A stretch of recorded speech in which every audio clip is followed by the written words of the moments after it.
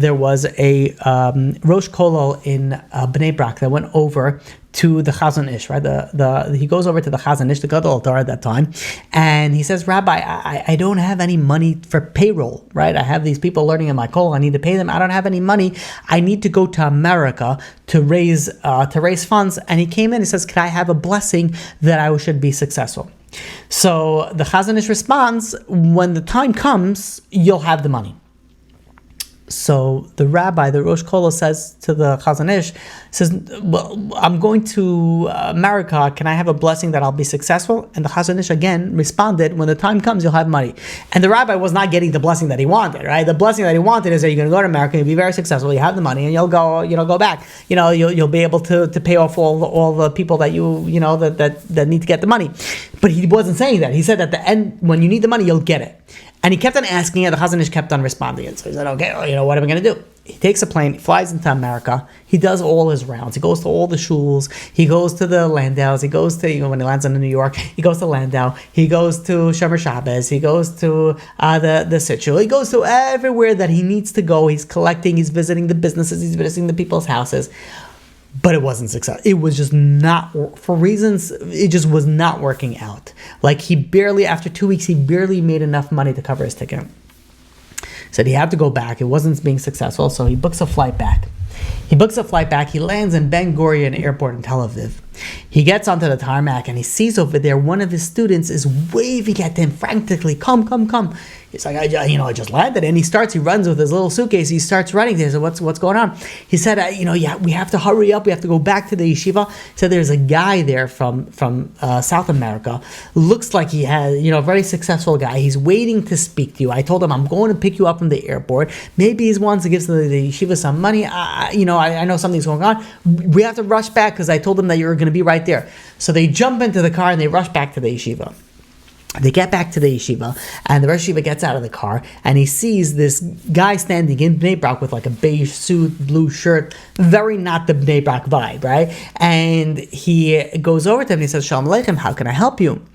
And the South American man starts telling him, he says, my father used to live on the block of the yeshiva, and he used to always watch people walk in and out of this yeshiva, and it always, resonated with him, and it always, made him feel, very good. And recently he just passed away, and I wanted to do something in his memory for his neshama. And I remembered about this yeshiva that he always used to speak about. So I came to this place, and I see over here you don't have a name on the thing. He says maybe I could donate the name of the building. Maybe like for in the memory of my father. He says, is the name for sale? Now, this rabbi was just on a fundraising trip, didn't make any money. He was on a flight. He barely slept. He's going over there. He's like, is the name for sale? Yeah, I guess it is for sale. Yeah, he's like, I guess it. Yeah, I guess it's for sale. I don't have the name on the building. So he said, okay, so how much for the name on the building? And now he's starting to think, it's a name. How am I going to start giving out a number? Like, he can't even think straight, like a number. He's starting to contemplate, what's the right number to ask? Do I ask for $100,000? Do I ask for $200,000? Meanwhile, he's contemplating this in his mind. And this, South American, Jew goes over to him and he says, and I'm using for inflation, it says, would around $12 million, would that cover the name for the building? And the rabbi is thinking 12 million? Yeah. In his mind, he's like jumping. He's like, are you kidding me? 12 million? He says, I was going to ask 120,000. He's like, 12 million? He says, yeah, that could work. That sounds fair. And the guy goes and he writes a check. He wires the money, and they make this whole big, huge, event. And they make a big meal, and they make this big ceremony. While the plans are in action, this Rav goes back to the Chazon Ish. And he goes to the Chazon Ish. And the Chazon Ish, he says, no, how is America? Were you successful? And the Rav goes to the Chazon Ish and says, Rebbe, you know how America was. It was a disaster. I barely made for my, money for my flight. But the Chazon Ish responded, but do you have money for your Avreichem? Do you have money that you're able to pay, to pay the bills? And the Rav answered, he says, I have money for this month, I have money for next month, I have money for this year, I have money for next year, I have money for the next couple of years. So the Chazon Ish says, Baruch Hashem, it worked out. But then the Rav says, but Rebbe, you got to help me out over here.